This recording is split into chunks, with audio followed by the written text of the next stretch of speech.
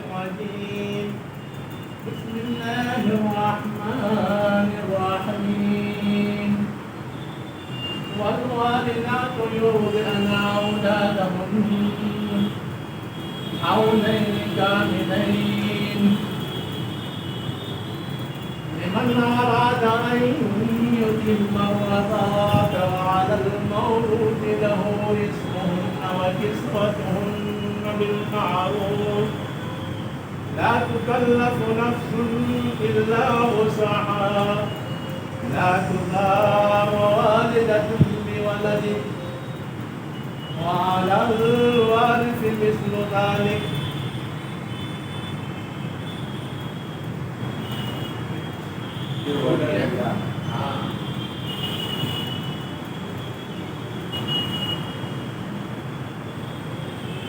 فإن أرادا وصالا عن تراض منهم اور ایک لفظ ہوتا ہے لا تضار والدة بولدها اس کے بعد پڑھیے ولا مولود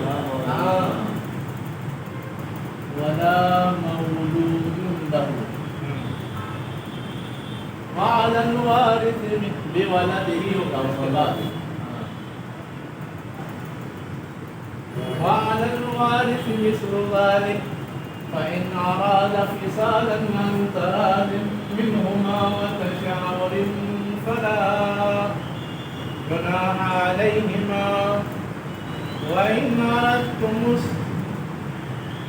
أردتم أن تسترضعوا أولادكم فلا جناح عليكم إذا سلمتم ما آتيتم بالمعروف واتقوا الله واعلموا أن الله بما تعملون بصير. پیچھے کی جو آیات ہیں اس میں طلاق کا مسئلہ چل رہا تھا اور طلاق کے بعد عموماً بچوں کے مسائل بھی کچھ کھڑے ہوتے ہیں اور خاص طور سے بچے اگر چھوٹے ہوں تو مسئلہ اور زیادہ پیچیدہ ہوتا ہے. تو اس حوالے سے کچھ تعلیمات اور ہدایات ان آیات میں دی گئی.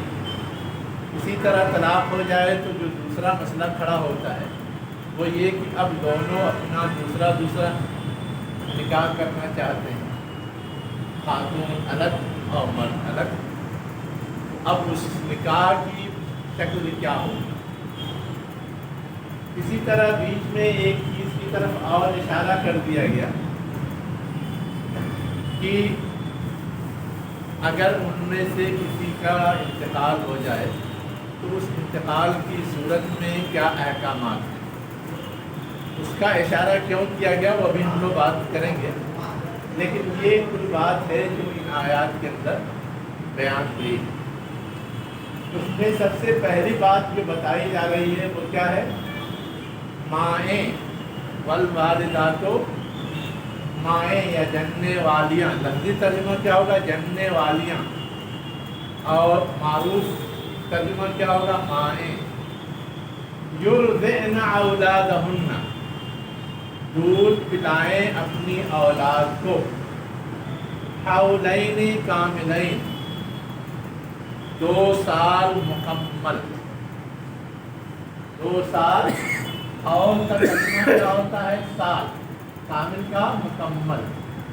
اب حول کا مطلب وہ سال نہیں ہے جو ہم لوگ کیلنڈر میں بولتے ہیں. اس کے لیے آتا ہے سنتون سال. جنوری سے شروع ہو کے دسمبر پہ ختم ہوگا، یا محرم سے شروع ہو کر کے یہ قعدہ پہ ختم ہوگا، یہ ذوالحجہ پہ ختم ہوگا. بلکہ یہاں پر جس دن سے معاملہ شروع ہوا ہے اس دن سے کیلنڈر شروع ہوتا ہے، اور وہ کیلنڈر اسی سال کی مقدار کے برابر چل دیتا ہے. لیکن اس کو ہم اس طرح سے نہیں کر سکتے جو کیلنڈر والا ہوتا ہے، اسی لیے وہ لفظ نہیں استعمال ہوا ہے. اس کے لیے عام کا لفظ آتا ہے، یا اس کے لیے سنتون کا لفظ. سن 1986 ہم لوگ لکھتے ہیں، کا مطلب یہ کہ وہ جنوری سے شروع ہونے والا یا محرم سے شروع ہونے والا، جو کیلنڈر کا سسٹم ہے. اور اس میں یہ ہے کہ کیلنڈر سے نہیں شروع ہوگا، یہ جس دن وہ پیدا ہوا ہے اس دن سے شروع ہوگا. وہ دن سال کا آخری بھی ہو سکتا ہے, سال کا پہلا بھی ہو سکتا ہے, بیچ بھی ہو سکتا ہے. یہی لفظ استعمال ہوتا ہے زکوٰۃ میں بھی.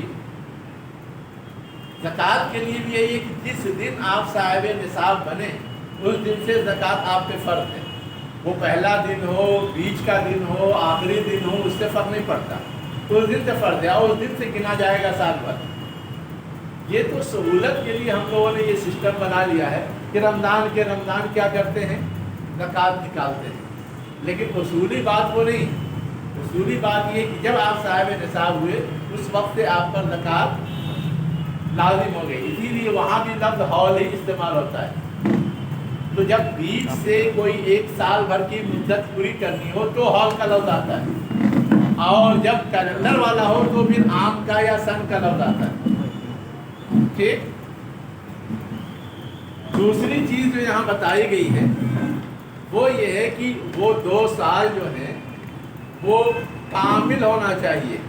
کامل ہونے کا مطلب کیا ہے؟ اصل میں ہم لوگ اپنے عام زبان میں للاکثر حکم الکل کہہ دیتے ہیں. جیسے اگر کسی کی عمر 7 مہینے ہو گئی تو اس سال کو پورا کاؤنٹ کر لیں گے. اگر 16 دن ہو گئے ہیں تو پورا مہینہ کاؤنٹ کر لیں گے. لیکن دودھ پلانے کے معاملے میں وہ نہیں چلنے والا ہے. دودھ پلانے کے معاملے میں ہے کیا کہ پورا کا پورا 24 مہینے ہونے ضروری ہے. یہ نہیں کہ اب 24 کا زیادہ 13 مہینے ہو گئے تو آپ کہہ رہے ہیں 2 سال ہو گئے, یا زیادہ سے زیادہ 1 سال پورے اور 6 مہینے اور جوڑ لیں, 7واں مہینہ شروع کیا کہیں گے 2 سال ہو گئے. یعنی 12, 6, 18, 19ویں مہینے میں بھی کہہ دیں گے 2 سال ہو گئے. یہ گنجائش تو ہے لیکن وہ 2 سال کاؤنٹ نہیں ہوتا. گنجائش ہے کہ 2 سال کے بجائے 1.5 سال پہ, 1.5 سال کے بجائے 1.25 سال پہ دودھ چھڑا دیا جائے اگر کوئی مجبوری ہو, کوئی مسئلہ ہو. لیکن اصولی بات یہ ہے کہ 2 سال تک دودھ پلانا ہے. ہم لوگ پلاتے ہیں, یہ پریکٹیکل سوال ہے. یہ میکسیمم ہے نا, زیادہ سے زیادہ زیادہ سے زیادہ ہے. لیکن زیادہ سے زیادہ کے ساتھ جو تعبیر ہے نا وہ یہ ہے کہ اسے پورا ہونا چاہیے. یہ مطلب نہیں ہے کہ یہ ایک آخری حد بتائی گئی, اس سے پہلے کچھ بھی کر لیجیے, اس سے پہلے کچھ بھی کر لیجیے. 3 ہی مہینے میں چھوڑا دیجیے, 6 ہی مہینے میں چھوڑا دیجیے, تو ظاہر ہے کہ بچے کی نشو و نما صحیح نہیں ہوتی. 1 ہی سال میں چھوڑا دیجیے, بچے کی نشو و نما صحیح نہیں ہوتی. اور ہم لوگ مختلف اسباب سے, اگر اسباب معقول ہے تو شریعت میں گنجائش رکھی ہے, لیکن اگر اسباب معقول نہیں ہے تو یہ جرم ہے, بچوں کی حق تلفی ہے. پریکٹیکل سوال یہ ہے. خود اس لفظ میں جو کاملین پڑھایا گیا نا وہ خود اس کی طرف اشارہ کر رہا ہے, اور یہ بات کہ اللہ کی طرف سے باضابطہ 2 ٹوک ہدایت ہے کہ وہ پلائیں, اس میں کوئی کمی بیشی نہ کریں. اب اس صورت میں جبکہ میاں بیوی میں چپتلش ہے, طلاق ہو گئی ہے, علیحدگی ہو گئی ہے, پھر بھی وہ ایسی ضرورت ہے کہ اس کو پورا کروانا ہی بہتر ہے, اس سلسلے میں ہدایت دی جا رہی ہے. تو ہم سمجھ سکتے ہیں کہ پلانے کی اہمیت کتنی ہے, ماں کا دودھ دینے کی اہمیت کتنی ہے. ہم لوگ جو آج کل کلچر بن گیا ہے ڈبے کا دودھ, فیڈر کا دودھ, وہ کلچر بچے کے حق میں صحیح نہیں ہے. کان کھول کے صحیح. اگر کوئی مجبوری ہے تو ٹھیک ہے, لیکن نام نہاد مجبوری, میں جان بوجھ کے ایک لفظ استعمال کر رہا ہوں, نام نہاد مجبوری وہ اس میں کاؤنٹ نہیں ہوتی. یہ صرف مارکیٹنگ کے لیے وہ نام نہاد مجبوری کا چرچا ہے. اب نام نہاد مجبوری میں کیا ہے, دودھ پلائیں گے تو عورتوں کا حسن کم ہو جاتا ہے, اس لیے عورتیں اتنی لمبی مدت تک دودھ نہ پلائیں. یہ کمپنیوں کا پرچار ہے جو دودھ بناتے ہیں اور بیچتے ہیں, اس لیے وہ پہلے سے پلانا شروع کر دیں. یہ نام نہاد مجبوری ہے. باقی شرعی مجبوری تو اللہ تعالیٰ نے اور اللہ کے رسول نے خود گنجائش رکھی ہے. تو ہم کو یہ حقیقت سمجھنے کی ضرورت ہے. اس مشکل وقت میں بھی ہدایت کی جا رہی ہے کہ یہ کام پورا ہونا چاہیے. البتہ اس میں یہ ہے کہ کیونکہ معاملہ علیحدگی کا ہے، فاصلے کا ہے، دوری کا ہے، تو اس میں چاہت دیکھی جائے گی، حالات دیکھے جائیں گے. اسی لیے کہا گیا لمن ارادہ ان یتم الرضا، اس شخص کے لیے جو چاہے کہ وہ پورا کرے دودھ پلانا. پورا کرنے کی تعبیر کیوں ہے؟ جس دن بچہ پیدا ہوگا اسی دن سے ماں دودھ پلانے لگتی ہے. اسی دن تو طلاق ہو نہیں رہی ہے، طلاق تو بعد میں ہو رہی ہے. تو گویا اس نے پلانا شروع کر رکھا ہے، وہ پلانے کا کام انجام دے رہی ہے. اس کے لیے جو ٹائم پیریڈ ہے اس کو صرف پورا کروانا ہے. اور اگر شوہر چاہتا ہے کہ وہ پورا کروائے تو یہ ڈیوٹی ہے ماؤں کی، جننے والیوں کی کہ وہ پورا کریں. یہ ان کے سر ڈیوٹی ڈال دی گئی، لیکن یہ ایک طرفہ ڈیوٹی نہیں ہے. جو شوہر نامدار ہیں، جنہوں نے رخصت کیا ہے، علیحدہ کیا ہے، ان کی بھی ڈیوٹی ہے. ان کی ڈیوٹی آگے بتائی گئی. کیا بتائی گئی؟ وَعَلَى الْمَوْلُودِ لَهُ رِزْقُهُنَّ وَكِسْوَتُهُنَّ، یعنی وہ شخص جس کے لیے وہ بچہ جنا گیا ہے، یعنی مرد، اس لیے کہ بچہ باپ کی طرف منسوب ہوتا ہے، اس لیے کہا کہ جس کے لیے وہ بچہ جنا گیا ہے، اس کے ذمے ہیں، اس کے اوپر لازم ہے کیا؟ رزقہن و کسوتہن، وہ جو مائیں ہیں ان کا رزق اور ان کا کپڑا. کپڑا تو کلیئر ہے، جو پہنا اوڑھا جاتا ہے، لیکن رزق میں کیا کیا شامل ہے یہ ایک سوال ہے. عام طور سے رزق میں ہم لوگ کیا سمجھتے ہیں؟ کھانا پینا بس، اور کچھ نہیں ہے رزق میں. ضروریات زندگی، زندگی کے لیے ضروری چیزیں جیسے مکان ہے، رہنے کے رزق اصل میں لیے کہتے ہیں جس پر زندگی کا انحصار ہو. کپڑا اگر بندہ نہیں بھی پہنتا ہے تو بھی زندگی چلتی ہے، اس لیے اس کا الگ سے تذکرہ ہے. لیکن رزق میں سے کوئی بھی چیز کم ہوگی، چاہے کھانا کم ہو، چاہے پانی کم ہو، چاہے رہائش کم ہو، چاہے دوا علاج کم ہو، ہے نا، تو اس کی زندگی خطرے میں پڑ جائے گی. تو رزق وہ چیز ہے جس پر کی کسی کی زندگی کا انحصار ہوتا ہے. اب جن جن چیزوں پر انحصار ہے ان ساری ضرورتوں کو پورا کرنا ضروری ہے. ٹھیک؟ تو رزق کے معنویت یا رزق کا دائرہ کہاں تک ہے یہ ہم نے کچھ سمجھا. البتہ یہ ہے کہ ہر ایک کا اپنا اپنا لیول ہوتا ہے، معیار ہوتا ہے. عالی شان کپڑا چاہیے، بہت ہائی فائی ٹیسٹی اور معیاری کھانا چاہیے، رہنے کے لیے عالی شان محل چاہیے. تو یہ ضرورت نہیں، یہ شوہر پر لازم نہیں. جو چیز لازم ہے وہ کیا ہے؟ دونوں کی حیثیت جس کی متقاضی ہو. اسی لیے کہا گیا بالمعروف، معروف کے مطابق. اگر کوئی ارب پتی ہے، کروڑ پتی ہے، اس کے لحاظ سے معروف یہ ہے کہ وہ اچھے انداز سے ہر چیز کرے. اور کوئی اگر لکھپتی ہے یا ہزار پتی ہے اس کے لیے معروف یہ ہے کہ وہ اپنے لیول پہ مینٹین کرے. اس لیے کہا گیا بالمعروف. بالمعروف کا مطلب ہے کہ جو چیز جانی پہچانی ہو ان کی حیثیت کے لحاظ سے. ورنہ یہ بھی کہا جا سکتا ہے کہ گزارا تو اتنے پہ بھی ہو جاتا ہے، اس سے زیادہ کیوں. لیکن یہ کوئی بات نہیں ہے. یہاں یہ نہیں کہا جا رہا کہ جس پر گزارا ہو وہ دینا ہے. انسان سیٹسفائیڈ کب ہوتا ہے؟ جب اس کے اسٹینڈرڈ کو مینٹین کیا جاتا ہے. اگر اسٹینڈرڈ پہلے سے کچھ ہے اور وہ مینٹین نہیں ہے، وہ سیٹسفائیڈ نہیں ہوگا تو وہ کام قاعدے سے نہیں کرے گا، وہ ڈیوٹی پوری نہیں کرے گا. اس لیے کہا گیا معروف کے مطابق اس کو خرچہ دینا ہے، اس کو رہائش دینی ہے، اس کو کپڑا دینا ہے، جو کچھ بھی ایسا معروف کے مطابق دینا ہے، جو اس کا لیول ہے جس معیار پہ وہ اب تک رہ رہی ہے، اور خود جو آپ کا لیول ہے، آپ کی صلاحیت ہے، آپ کے وسائل ہیں، آپ کے ذرائع ہیں، اس کو مینٹین کرنا ہے۔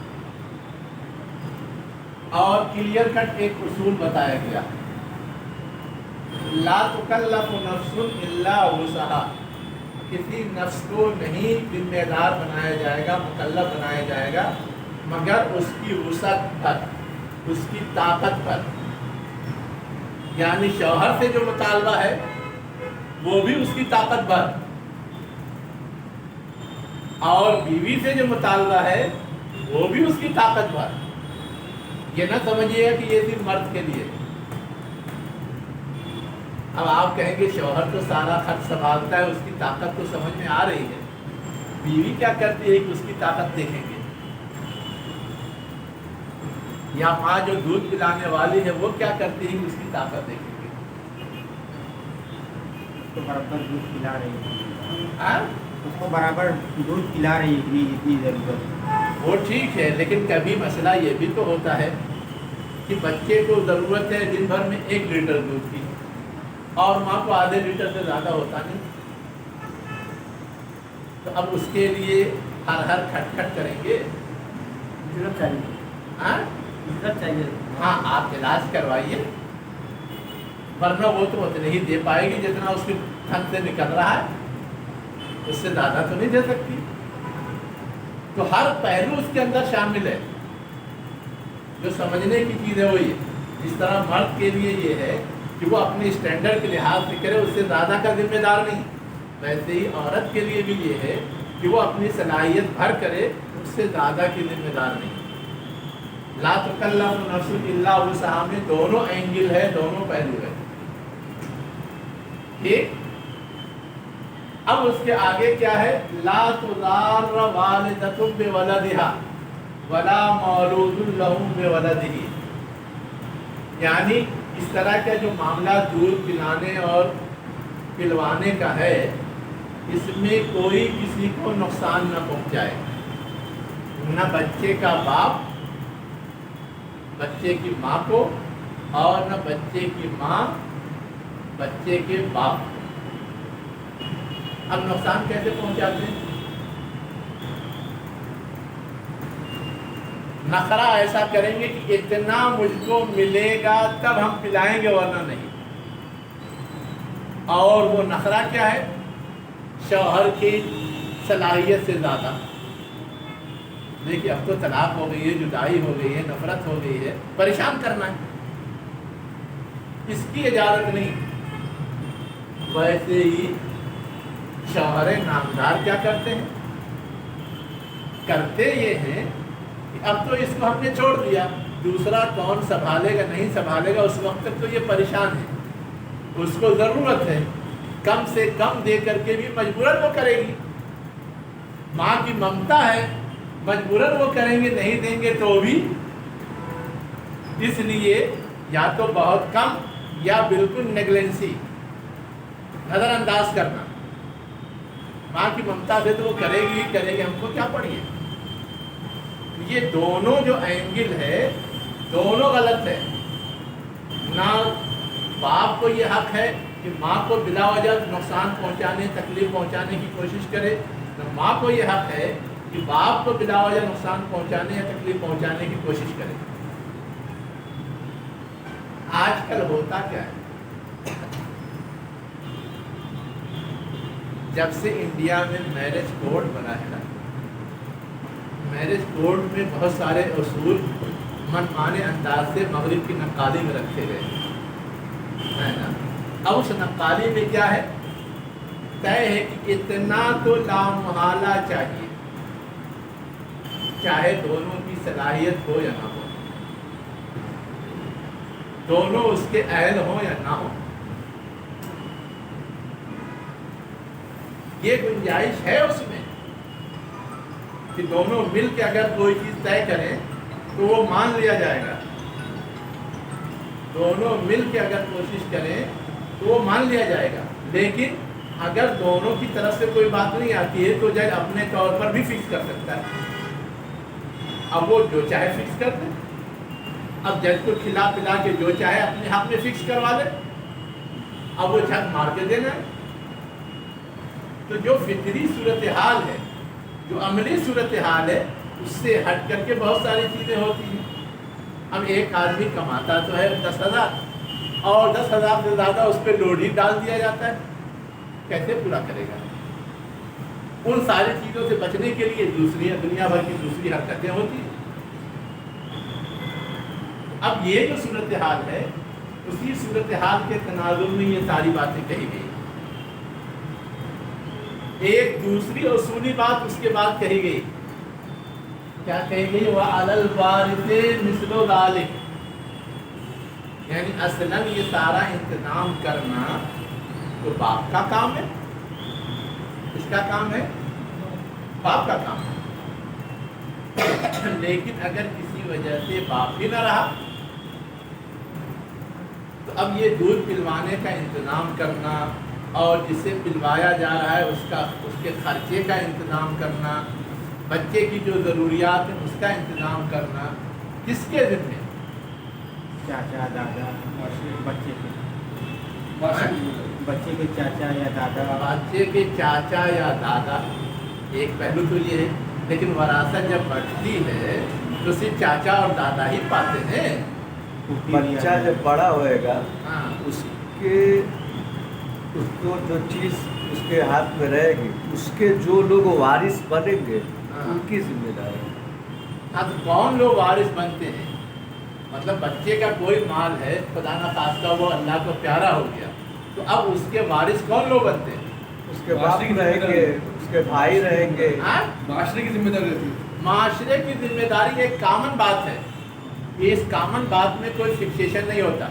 कुरान फिक्स कर रहा है, माशरा नहीं कर रहा है, समाज नहीं कर रहा है, सोसाइटी नहीं कर रहा है, तमाम मुसलमानों को नहीं कर रहा है। अलल वारिस ये फिक्सेशन है। तो ये हम लोग आम लोगों को समझाने के लिए तो कह देते हैं माशरे की जिम्मेदारी है, इसलिए कि उसमें सब सिमट आते हैं।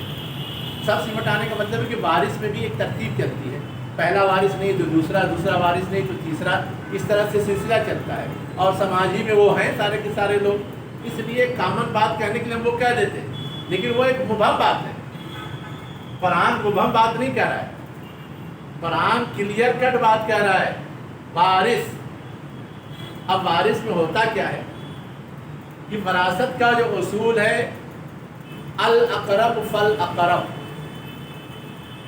अल अक़रब फल अक़रब, जो सबसे ज़्यादा करीबी है वही वरासत का हकदार होता है। अब सबसे ज़्यादा करीबी कौन है? या तो ऊपर से माँ बाप, नीचे से बेटा बेटी। इसीलिए पहले मरहले में तक़सीम वही होती है। कहाँ होती? यही होती है। अब अगर माँ बाप ना हो तो फिर ऊपर से दादा आते हैं, अगर बेटा बेटी ना हो तो नीचे से भी पोता पोती आते हैं। तो अल अक़रब फल अक़रब का उसूल चलता है। सिर्फ माँ बाप या बेटा बेटी में ये फिक्स नहीं किया गया कौन ज़्यादा करीब है कौन ज़्यादा दूर है ना। अलबत्ता उनकी सूरत हाल के लिहाज से ये ज़रूर तय कर दिया गया है कि बाप क्योंकि अवाम है, इंतज़ामात देखता है, इसलिए उसका हिस्सा ज़्यादा, माँ निस्बतन कम देखती है इसलिए उसका हिस्सा कम। वैसे ही बेटा बेटी में बेटा चूँकि घरेलू जिम्मेदारियाँ संभालता है इसलिए उसका हिस्सा ज़्यादा, बेटी चूँकि घरेलू जिम्मेदारियों से बहुत सारे मामलात में आज़ाद होती है इसलिए उसका हिस्सा कम। लेकिन उसूल वही चलता है, अल अक़रब फल अक़रब। और ये पहला अगर नहीं तो उसके बाद वाला जो करीबी है, वो नहीं तो फिर उसके बाद वाला जो करीबी है, इसी तरतीब से बढ़ता है। अब यहाँ पर अलल वारिस कहने का मतलब ये है कि वरासत के जो उसूल तय हैं कुरान में, डिक्लेयर किए गए हैं, उसी तरतीब से ये जिम्मेदारी उनके साथ डाली जाएगी। अगर बाप का इंतकाल हो गया है तो बाप के बाप यानी दादा, लेकिन अगर दादा नहीं है तो फिर चाचा। हुजूर का क्या हुआ? पहले तो दादा अब्दुल मुत्तलिब ने किफालत की और उनके बाद फिर चाचा अबू तालिब ने की, है या नहीं है? वो उसूल चलता है। वैसे नीचे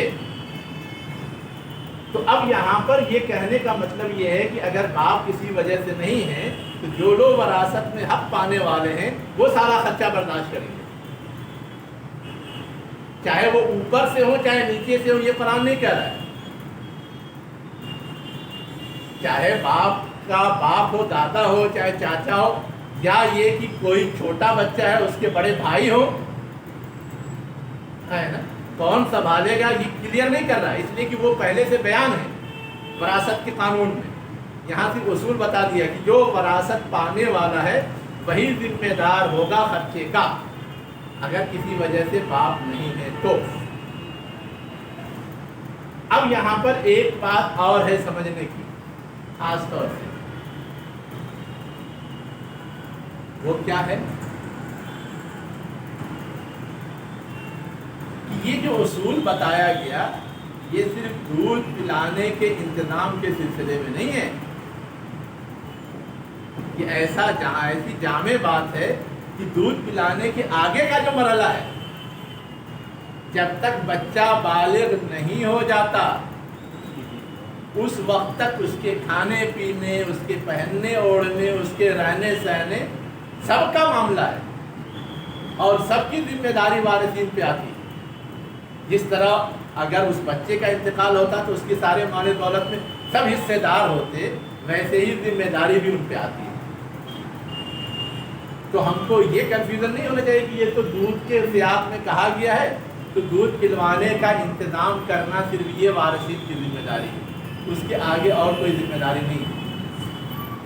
جو شرعی مزاج ہے، جو دوسری اور وضاحتیں ہیں اور تعلیمات ہیں قرآن کے اندر، احادیث کے اندر، وہ صاف بتاتی ہیں کہ اسی اصول کے تحت اللہ کے رسول نے سن بلوغ سے پہلے تک یہ ذمہ داری ہر وارث میں رکھی ہے، اس کے کھانے پینے، اس کے رہنے سہنے، اس کے پہننے اوڑھنے، اس کے تعلیم علاج کا انتظام وارث کریں گے۔ ٹھیک، تو اسی لیے اس پیرائے میں یہ بتایا گیا کہ یہ بات بھی پوری ہو جائے اور دوسری جو بات ہے اس کی بھی پوری گنجائش موجود رہے۔ آگے کیا کہا جا رہا ہے؟ فَإِنْ أَرَادَا فِصَالًا عَنْ تَرَاضٍ مِّنْهُمَا وَتَشَاوُرٍ، اور اگر وہ دونوں چاہیں فصال، فصل مانے جدائی، علیحدگی، یعنی یہ کہ بچے کو ماں سے دودھ پلانا پلوانا نہیں چاہتے بلکہ ماں سے چھڑا کر کے کچھ اور کرنا چاہتے ہیں، کسی اور سے دودھ پلوانا چاہتے ہیں۔ وجہ کچھ بھی ہو سکتی ہے، کبھی تو مجبوری اور مسائل بھی ہو سکتے، کوئی گیا کمانے کے لیے انگلینڈ اور امریکہ، وہاں شادی کی، اب لوٹ کے آ رہا ہے، وہاں کی بیوی آنے کو تیار نہیں ہے، علیحدگی ہو رہی ہے، بچے کو بھی چھوڑ کے آئے یا لے کے آئے گا؟ اب بچہ اگر چھوٹا ہے، اس کو دودھ پلانے کا انتظام کرنا ہے تو ایک شکل تو یہ کہ اسی کے پاس چھوڑ دے، ٹھیک ہے، اگر وہ ممکن ہے تو کریں، لیکن اگر وہ شکل نہیں ہے تو علیحدگی تو ضروری ہے۔ اب منع جنا کر کے، آمادہ کر کے وہ اگر اپنے بچے کو لے کے آتا ہے تو اس کی پوری گنجائش ہے۔ اس طرح کے پریکٹیکل مسائل آتے ہیں، اسی لیے کہا گیا کہ اگر وہ دونوں چاہیں جدائی، یعنی ماں یہاں آ کر کے یہ کام نہیں کرنا چاہتی، شوہر وہاں رک نہیں سکتا، تو اب بچے کو کون سنبھالے؟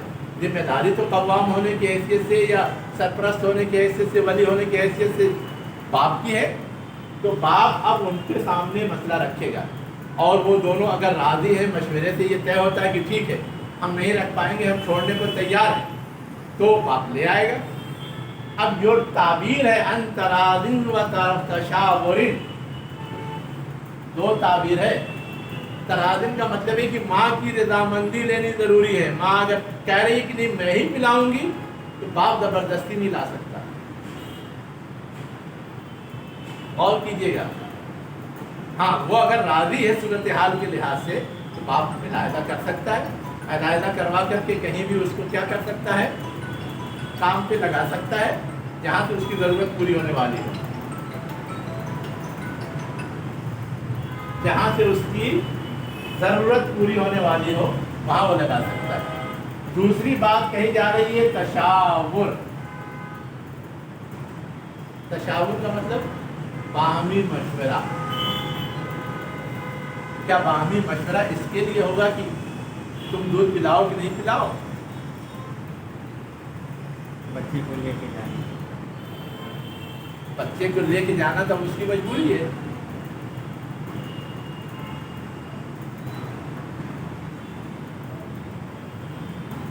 کس بات پہ مشورہ ہوگا؟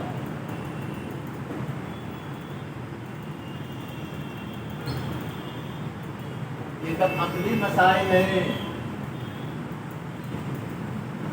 مطلب آپس میں اگر یہ نہیں بنتا کہ میں اتنا پلاؤں ہاں دوسرے سے پلاؤ آپس میں مشورہ کر کے جو جب وقت طے کرنا ہو یا پھر آپس میں منگا کے حل دکھانا ہو مشورہ کر کے کر. ایک بات تو یہ ہے کہ میں نہیں پلا سکتی، راضی ہے کہ ٹھیک. دوسری بات یہ ہے کہ اس کو اگر کوئی مجبوری ہے وہ نہیں پلا سکتی. لیکن ہے یہ کہ دودھ پلانا صرف دودھ پلانا نہیں ہوتا. دودھ پلانے کے ساتھ ساتھ وہ بہت ساری دوسری اخلاقی نفسیاتی چیزیں ماں سے بچے کو ٹرانسفر ہوتی. اب اگر دودھ پلوانا ہی ہے تو کسی کو بھی اٹھا کے دھرا نہیں، لے تو پلا دے.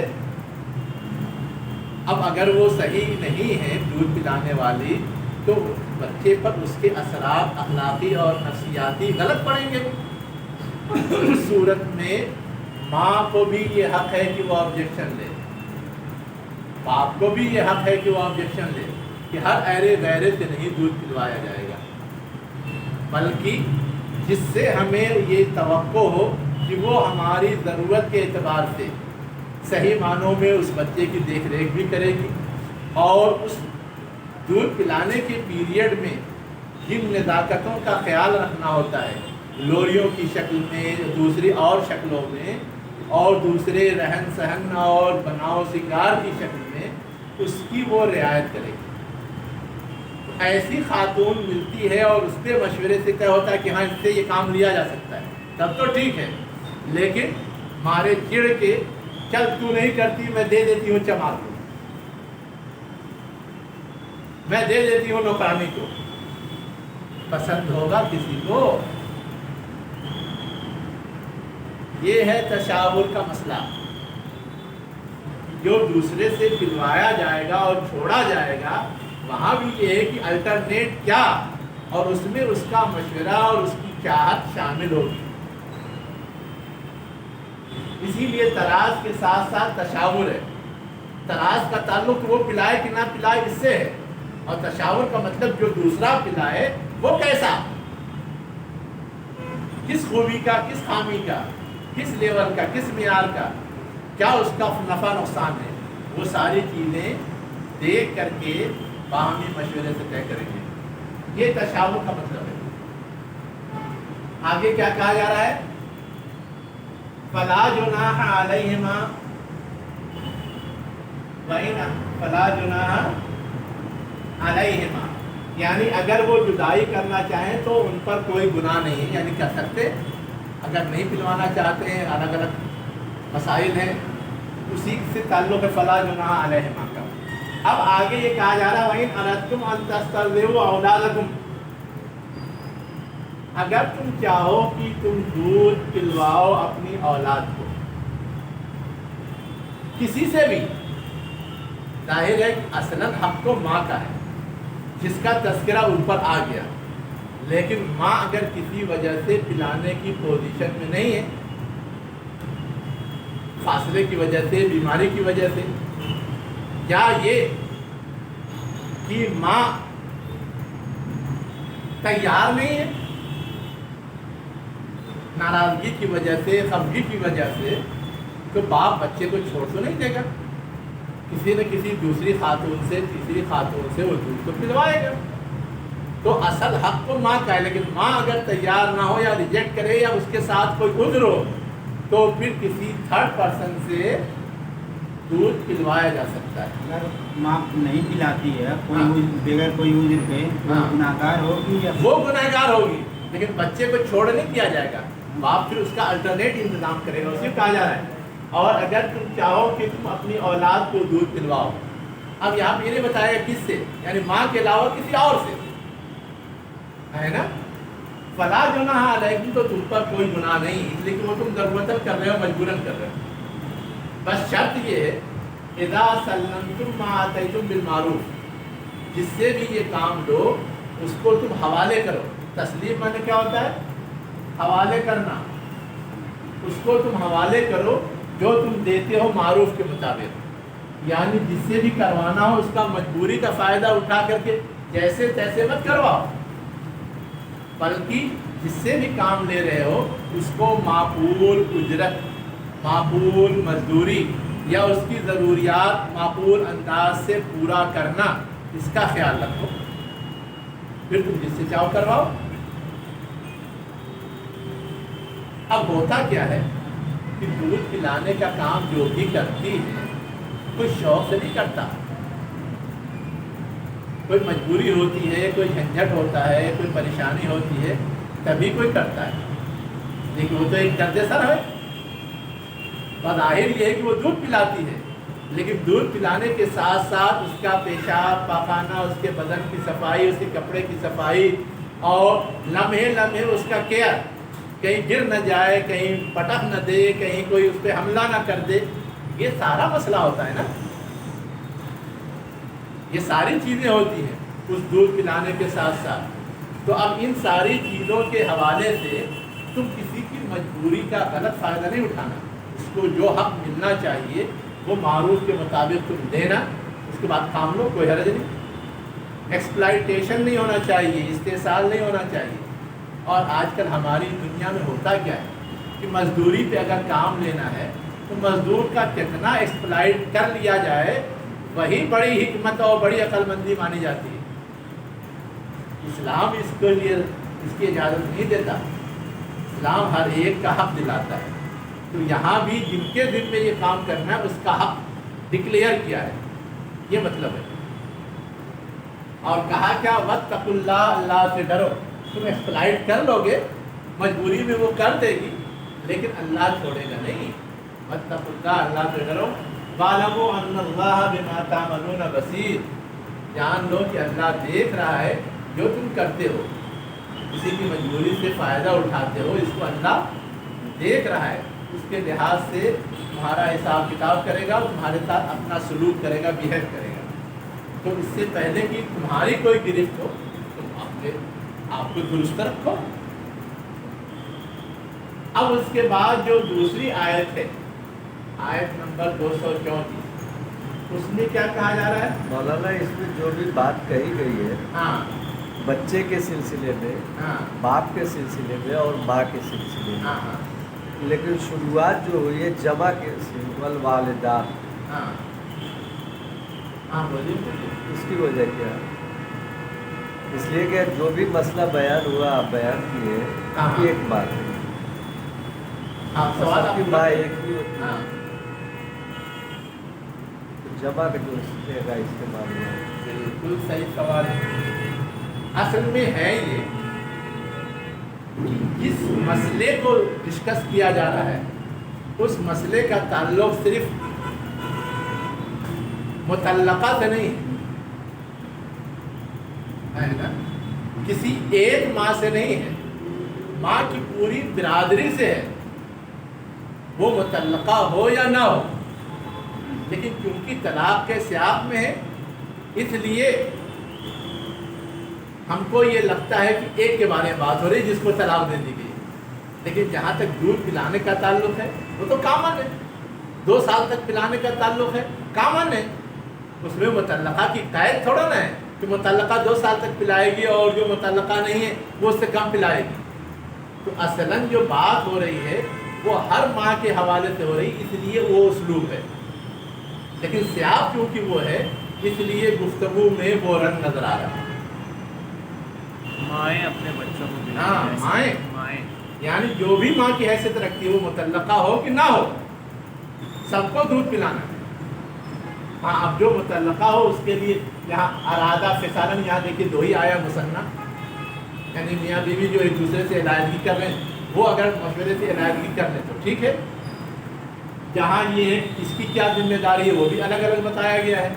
لیکن جہاں آپ کو کامن نظر آ رہا ہے اس میں سب شامل ہیں، اس لیے وہ تعبیر ہے۔ پہلے آیت میں جو پہلا ٹکڑا ہے کاملین ہے، ہاں یہاں تک کامن بات ہے۔ کامن بات ہے، ٹھیک ہے۔ اور کوئی سوال؟ چلیے اس کے بعد اگلی آیت میں بھی کیا کہا جا رہا ہے؟ والذین یتوفون منکم وَيَذَرُونَ أَزْوَاجًا يَتَرَبَّصْنَ بِأَنفُسِهِنَّ أَرْبَعَةَ أَشْهُرٍ وَعَشْرًا، اور وہ لوگ جو تم میں سے وفات پا جائیں، کیا ہو جائیں؟ وفات پا جائیں۔ یتوفون کا ترجمہ وفات پانا نہیں ہے، وفات دے دی جائے ان کو، یا ان کو مردہ کر دیا جائے، مار دیا جائے، یہ ہے اصل، لیکن شائستہ انداز میں اردو کی لحاظی ترجمہ ہے جو وفات پا جائے، مجبور کا صیغہ ہے وہ، پیسو، ٹھیک ہے، وفات پا جائیں۔ وَيَذَرُونَ أَزْوَاجًا، اور چھوڑیں، ازواجن بیویاں، یتربصن، تو وہ بیویاں کیا کریں گی؟ انتظار کریں گی، بِأَنفُسِهِنَّ، اپنے نفسوں کے سلسلے میں یا اپنے آپ کے سلسلے میں کیا انتظار کریں گی؟ اربعۃ اشہر و عشرہ، 4 مہینے اور 10 دن۔ اربع مانے 4، اشہر مانے مہینے، عشر مانے 10، 4 مہینے 10 دن۔ یہ کیا ہے؟ عدت وفات ہے۔ کیا ہے؟ عدت وفات ہے۔ شوہر مر جائے تو اتنا اس کو عدت گزارنی ہوتی ہے، اور جب یہ مدت پوری ہو جائے، فَإِذَا بَلَغْنَ أَجَلَهُنَّ، جب وہ پہنچ جائیں، اجلہن اپنی مدت کو، اجل مانے آخری مدت، آخری وقت، 4 مہینے 10 دن کو پہنچ جائیں، فلا جناح علیکم فیما فعلن فی انفسہن بالمعروف، تو تم پر کوئی حرج نہیں ہے اس معاملے میں جو وہ عورتیں کریں اپنے سلسلے، فی انفسہن، اپنی ذات کے سلسلے میں، بالمعروف، معروف کے مطابق کیا کریں؟ چلی جائیں، دوسری شادی کریں، آزادانہ کچھ اور کرنے لگے، آپ نہیں روک سکتے، کوئی نہیں روک سکتا۔ یہ نہیں ہے کہ پہلے سے ہماری بیوی تھی تو اب بھی اپنا حکم چلائیں، نہیں،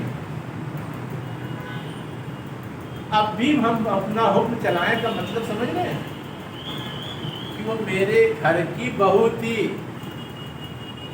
وہ میری ماں ہے، تو اب بیٹے اس پہ اپنا زور چلائیں، جس کا انتقال ہو گیا اس کے باپ اپنا زور چلائیں۔ عام طور سے گھریلو یا دیہاتی زندگی میں یہ سب ہوتا ہے نا۔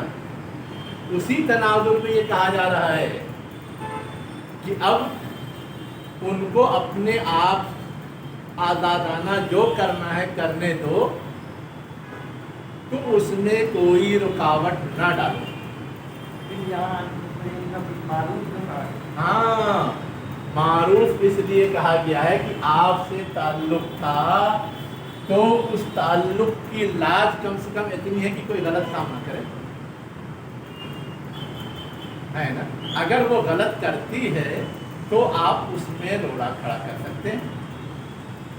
اب کسی کی ماں اگر بجائے شرعی طریقے سے دوسرا نکاح کرنے کے، آج کل جو چل رہا ہے لیو ان ریلیشن، ہاں لیونگ ریلیشن، اگر اس کو اختیار کرے تو بچے اعتراض کریں تو وہ غلط کریں گے،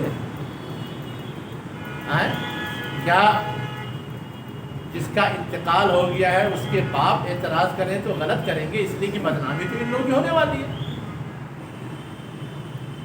یہ ہے مطلب بالمعروف کا، کہ معروف کے مطابق جو آزادی، جو اختیار اللہ نے اس کے رسول نے دیا ہے اس کو کرنے میں تم رکاوٹ نہ ڈالو، لیکن معروف سے ہٹ کر کے اگر کوئی قدم اٹھاتی ہے تو تم کو ہے حق، یہ مطلب ہے۔ سمجھ میں آیا؟ ہاں، عموماً اپنی پسند کے لحاظ سے لوگ اس میں بھی رکھنا ڈالنے لگتے ہیں، اسی کو روکا گیا ہے वल्लाहु बिमा तामलून खबीर, और अल्लाह जानता है उस चीज़ को जो तुम करते हो, बाखबर है उससे। यानी तुम रखना डाल रहे हो, रुकावट डाल रहे हो, तो किस लिए डाल रहे हो? अल्लाह खूब जानता है क्यों रुकावट डालते हैं, समझ रहे हैं? एक शख्स है करोड़पति, उसका इंतकाल हो गया, अब उसका बीवी वाला हिस्सा तो उसको मिलेगा ना, तो उसका हिस्सा अगर छठा है, आठवां है, तो भी 20 लाख के करीब मिलेगा, 18 लाख के करीब मिलेगा, 15 लाख के करीब मिलेगा, जो भी मिलेगा। अब वो 15 लाख उसका है। अब अगर वो किसी से शादी रचाती है तो वो 15 लाख लेके जाएगी, और शादी ना रचाए तो 15 लाख नहीं घर में रहेगा, अभी बेटों को मिलेगा। तो लोग जो मादा परस्त ज़हनियत रखते हैं वो ये कोशिश करते हैं कि ये 15 लाख लेके जाने न पाए, रहे यहीं, जिंदगी भर में लाख 2 लाख 4 लाख खर्चा करेगी, फिर भी 10 लाख तो बचेगा। इसलिए रखना डालते हैं और उसको दूसरा निकाह नहीं करने देते। बच्चे भी कभी कभी रखना डालते हैं कि माँ शादी कर लेगी तो 15 लाख लेके चली जाएगी, नहीं करेगी तो रहेगा तो हमारे ही काम आएगा ना। आप जरा और ध्यान को फैला करके सोचिए, तब समझ में आएगा कि हिदायत क्यों दी गई है। बच्चे तो बाप के सिलसिले में भी रखना डालते हैं, डालते, वो भी गलत है, दूसरी शादी न होए, वो भी गलत है। बाप के सिलसिले में भी रखना डालते हैं, बाप की दूसरी शादी ना हो, लेकिन जब अल्लाह ताला ने इजाज़त दी है, इसका मतलब उनका रखना डालना गलत है। लेकिन अगर 4 से ज़्यादा करते हैं तो वो रखना डाल सकते हैं। अगर वो पार्टनरशिप निभाते हैं रखना डाल सकते हैं। वो अगर अल्लम गल्लम अय्याशी पे खर्च करते हैं रखना डाल सकते हैं। लेकिन शरीयत ने अगर किसी बुनियाद पर किसी ज़रूरत के तहत एक हद मुतय्यन की है, उस हद के अंदर कोई रखना नहीं डाल सकता, इसलिए कि जब तक उसकी हयात है उस पर इख्तियार उसका है। लेकिन शरीयत के दायरे में है ना, बेटे का इख्तियार नहीं है कि वो रखना डाले। ठीक है, अब उसके आगे क्या कहा जा रहा है? रखना डालने की तरफ इशारा करते हुए मिसाल दी जा रही है। अमूमन अगली शादी ही में रखना डाला जाता है। क्या होता है? उसी हवाले से अगली बात है, वला जुनाह अलैकुम फीमा अर्रस्तुम बिही मिन खिदमतिन निसाई औ अकनंतुम फी अनफुसिकुम, तुम पर कोई गुनाह नहीं है उस सिलसिले में जो तुम पेश करो। तारीफ माने क्या होता है? इशारतन, इशारे किनाए में इशारतन पेश करना। तारीफ माने क्या होता है? किसी को टोन कसना या इशारतन कोई बात कहना, इशारतन कोई बात समझाना, सारे माने तारीफ के आते हैं। तो कोई गुनाह नहीं तुम पर उसमें जो तुम इशारतन पेश करो मिन खितबतिन निसाए। निसा माने तो औरत मालूम है, खितबा माने क्या होता है? पैगामे निकाह। औरतों को पैगामे निकाह देने के सिलसिले में, औरतों को पैगामे निकाह देने के सिलसिले में अगर इशारतन कोई किसी से पेशकश करता है तो उसमें कोई हरज नहीं है। या दिल में ख्वाहिश रखता है, छुपाता है, अकनंतुम तुम छुपाते हो, या तुम छुपाते हो अपने दिलों में, यानी ख्वाहिश रखे हुए है कि हाँ ये बेवा है, इससे मुझे निकाह करना है। निकाह की ख्वाहिश किसी भी वजह से हो सकती है, बड़ी खूबसूरत हो तो भी हो सकती है, और खाली के लिए भी हो सकती है, सपोर्ट देना है वगैरह वगैरह। लेकिन कुछ भी हो उससे अभी बहस नहीं, लेकिन कोई ख्वाहिश रख सकता है। क्या कर सकता है? ख्वाहिश रख सकता है, पैगाम दे सकता है। لیکن جب تک وہ عدت گزار رہی ہے اس وقت تک کوئی شادی کر نہیں سکتا، شادی رچا نہیں سکتا. خواہش پال سکتا ہے، پیغام دے سکتا ہے، لیکن ہوگی شادی عدت کے بعد ہی، عدت سے پہلے نہیں. اس لیے کہ اگر اس سے پہلے ہوتی ہے تو عدت کی حکمت ماری جائے گی. کیا ہوگی؟ عدت کی حکمت ماری جائے گی.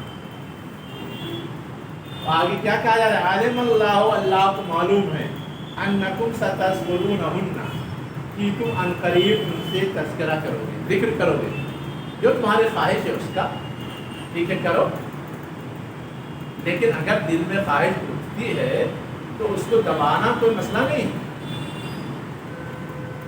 اس خواہش کو تم پالو، رکھو، پیش کرو، لیکن جو عملی اقدام کرنے میں دوسرے بہت سارے مسائل پیدا ہوں گے، اس لیے اس کی اجازت نہیں. ہاں جب وقت ہو جائے، عدت گزر جائے تو تم تذکرہ کر کے معاملات فائنل کر کے نکاح کرنا چاہو کر لو، کوئی رکاوٹ نہیں. مطلب جو بات کہی جائے گی وہ بھی اشارتاً کہی جائے گی، اشارتاً کہی جائے گی، ڈائریکٹ نہیں. ہاں اصل میں اشارتاً کہنے اور ڈائریکٹ کہنے میں فرق ہوتا ہے. کیا فرق ہوتا ہے جانتے ہیں؟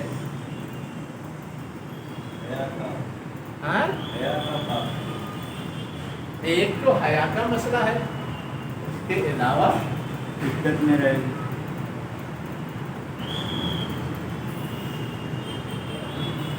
سوچیے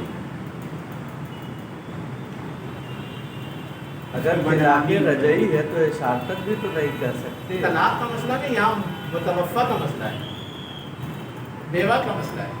جو قریب ہے وہ بدگمانیاں کر سکتے ہیں. ہاں جو قربا جو قریب ہے رشتے دار ہے وہ بدگمانیاں رکھ سکتے ہیں کہ فوراً بعد اگر کوئی اپنا زبان سے ڈیمانڈ رکھتا ہے بدنامی ہو، بدگمانیاں کرتے کہ بھائی کہیں یہ کریکٹر کا رشتے دار پر. یہ بتائیے، بہت سوچنے لگے آپ لوگ جو پہلا نکاح کرتے ہیں جو ڈائریکٹ ڈیل کرتے ہیں کہ وہاں بھی بایا وایا ہوتا ہے، تو وہ بایا وایا اشارتاً ہے یا ڈائریکٹ ڈیلنگ ہے؟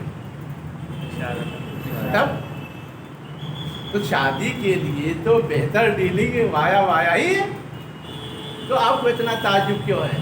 اس عورت کو ولی کی ضرورت نہیں. وہ ٹھیک ہے، ولی کی ضرورت نہیں ہے، اور کوئی کنواری ہو لیکن بالغ ہے اس کے لیے بھی ولی کمپلسری نہیں ہے. حق ہے اس کو شادی کرنے کا، وہ اپنے طور پہ آزادانہ فیصلے لے سکتی ہے، شریعت میں یہ حق ہے نا. ہماری روایت اور احتیاط کا یہ تقاضا ہے کہ گارجین کے کنسرن سے یہ سارے اقدامات ہوں، یہ سارے کام اصولی طور پہ حق ہے. لیکن میں جو بات کہہ رہا ہوں اس پہ آپ غور کیجیے کہ یہ معاملہ ہی ایسا ہے کہ یہ معاملہ طے ہی پاتا ہے اشارے کنائے سے، ہے نا. جو ڈائریکٹ ڈیلنگ ہوتی ہے جس کو اور جب 4 قدم بڑھ جاتا ہے تو لو میرج کہتے ہیں، اس کے نتائج آپ نے دیکھے. ہوتا کیا ہے؟ پہلے حدود پامال ہو جاتے ہیں، پھر جو ہونا ہے. تو یہاں بھی ہوگا کیا؟ بیچاری متوفا ہے، بیوہ ہے، اس کی مجبوری کا فائدہ اٹھا کر کے کوئی بھی کچھ کرے گا. لیکن اگر ان کے گارجین کے تھرو یا بیچ کے کچھ لوگوں کے تھرو یہ سارا معاملہ ڈیل ہوگا تو کوئی منمانی نہیں چلے گی، کوئی ایکسپلائٹیشن نہیں چلے گا. اس لیے یہ بات کہی گئی. سمجھ میں آیا؟ ہاں، تو اس لیے اس پہ پریشان نہ ہوئیے کہ اشارے کنائے کی شرط کیوں رکھی گئی ہے. چلیے، انکم ستذکرونہن، ان قریب تم ان سے اس کا تذکرہ کرو گے. لیکن جو ڈر ہے اس کا اظہار آگے موجود ہے. دیکھیے، وَلَٰكِن لَا تُعَاهِدُوهُنَّ سِرًّا، تم ان سے کوئی وعدہ وعید یا معاہدہ نہ کر لو سرًّا، چھپ کر. وعدہ وعید یا معاہدہ ना कर लो सिर्रन छुप कर, इसलिए कि इसका इम्कान पूरा है। खासतौर से लव मैरिज में तो होता ही, दोनों पहले तय कर ले दुनिया, चाहे इधर से उधर हो, चाहे माँ बाप इधर से उधर हो, चाहे भाई बहन इधर से उधर हो, चाहे घर खानदान इधर से उधर हो, कोई परवाह नहीं, और सब चोरी छुपे होता है। इल्ला अन तकूलू कौलम मारूफा, मगर ये कि तुम कहो क्या मारूफ बात। मारूफ बात का मतलब ये कि अगर हम पैगाम दे रहे हैं तो हम शादी करना चाहते हैं, ये मारूफ बात है ना। और उसमें एक कदम आगे मारूफ के अंदर ये भी आता है कि मेरी ये खूबियाँ हैं, मैं ये सहूलियात दूंगा। जैसे शादी में होता है, चाहे लड़का लड़की ना कहें, लेकिन गार्जियन तो यही देखते हैं ना कि दोनों का मेयार क्या है, दोनों के पास फैसिलिटीज़ क्या हैं और दोनों से तवक्कुआत क्या हैं, उसके बाद तय करते हैं। और चोरी छुपे कभी कभी बोल भी देते हैं, इसके भाई को इतना मिला था, इतने भाई इसकी बहन को इतना खर्चा किया था।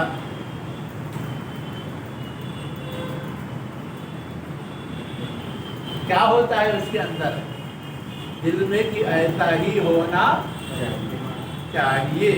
हालांकि शरीयत इन सारी चीज़ों को गलत कहती है ना, लेकिन जो बीमारी है बीमारी है, उस हकीकत से आंख नहीं बेचा जा सकता। उसकी इस्लाह के लिए उसको छोड़ा नहीं जा सकता बहस के बाहर, बहस में लाया जाएगा, इसलिए ये बहस में लाया गया है। इस तरह से लोग जो करते हैं उसमें गलत तरफ भी करते हैं। पहले क्या दिया ला तो आए तो उन नसर बच्चा जो माकूल बातें देखने सुनने कहने करने की है वो आप साफ साफ कह दीजिए, ठीक। वला ताज़िमू लतन निकाही, और इरादा न करो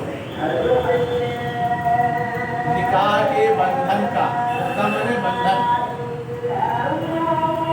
हत्ता यब्लुगल किताबु अजला, यहाँ तक कि किताब यानी लिखी हुई चीज। अब यहाँ पे लिखी हुई चीज से मुराद क्या है? मुद्दत इद्दत, वही लिखी हुई है 4 महीने 10 दिन, वो क्या हो जाए? पहुँच जाए अपनी इंतहा को, आखिरी मुद्दत को। अजल मैंने क्या बताया था? आखिरी हद या आखिरी मुद्दत को पहुँच जाए, यानी इद्दत खत्म हो जाए, उसके बाद आप इरादा कीजिए, आप कोई हर्ज नहीं। वालमू अन्नल्लाह यालमु मा फी अनफुसिकुम, और जान लो कि अल्लाह जानता है वो जो तुम्हारे दिलों में, यानी तुम जो निकाह करना चाहते हो उसके पीछे तुम्हारी ख्वाहिश क्या है, वजह क्या है, असबाब क्या है, अल्लाह खुद जानता है। तुम दाएं से बाएं से इधर से उधर से छल कपट करके अगर कुछ करोगे तो अल्लाह उससे बेखबर नहीं है, और उस पर तुमको ऐसे ही छोड़ नहीं देगा अल्लाह ताला। इसीलिए कहा गया फादर हो तो अल्लाह से बचो, चौकन्ना रहो। अदम माने क्या होता है? चौकन्ना रहो। वालमू अन्नल्लाह गफूरुन हलीम, जान लो कि अल्लाह बख्शने वाला और गुणवान, यानी तुम ये सब कुछ जो करोगे या करते हो उसमें तुम हद से तजावुज़ करते हो, कर सकते हो, लेकिन कोशिश करो कि ऐसा ना हो। 19-20 होगा तो अल्लाह बख्श देगा। और ये सारे इक़दामात या इस तरह की हरकतें ऐसी हैं उस पर फ़ौरन पकड़ कर ले, फ़ौरन गिरफ्त कर ले, फ़ौरन तुमको सज़ा दे दे। अल्लाह के अंदर ये सलाहियत है ताकि तुम वो गलत कदम उठाने ही ना पाओ, गलत हरकत करने ही ना पाओ।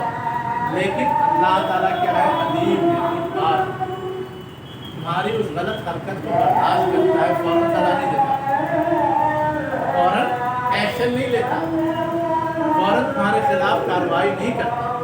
वरना इस तरह की हरकतें क्योंकि दूसरों का हक मारने या दूसरों को नुकसान पहुंचाने जैसा है, इसलिए इस पर तो अल्लाह को ऐसा जलाल आता है कि वो फ़ौरन तुम्हारी गिरफ्त कर दे, लेकिन फिर भी तुम्हारी बशरी कमजोरियों की वजह से थोड़ा बुर्दबारी दिखाता है। इसका तुम गलत फ़ायदा ना उठाओ, इसका तुम गलत फ़ायदा ना उठाओ, वरना आज नहीं कल बख्शे नहीं जाओगे। ये है कुल वैसे जो इन आयात के अंदर कुछ उसूली, कुछ कानूनी, कुछ जो समाजी ज़िंदगी या घरेलू और ख़ानदानी ज़िंदगी से मुताल्लिक़ उठा पटक होती है, उसके बारे में हिदायत। मौलाना आपने भी कहा था इज्जत की हिकमत हमारी जाइए और इस करना रोके तो हाँ, वो इज्जत की हिकमत 4 में 10 में बताई गई है। हाँ। ये हिकमत क्या है? हाँ, देखिए, इज्जत की एक हिकमत तो बिल्कुल क्लियर है कि उस खातून के रहम में शौहर का अमल है या नहीं, ये क्लियर हो जाए।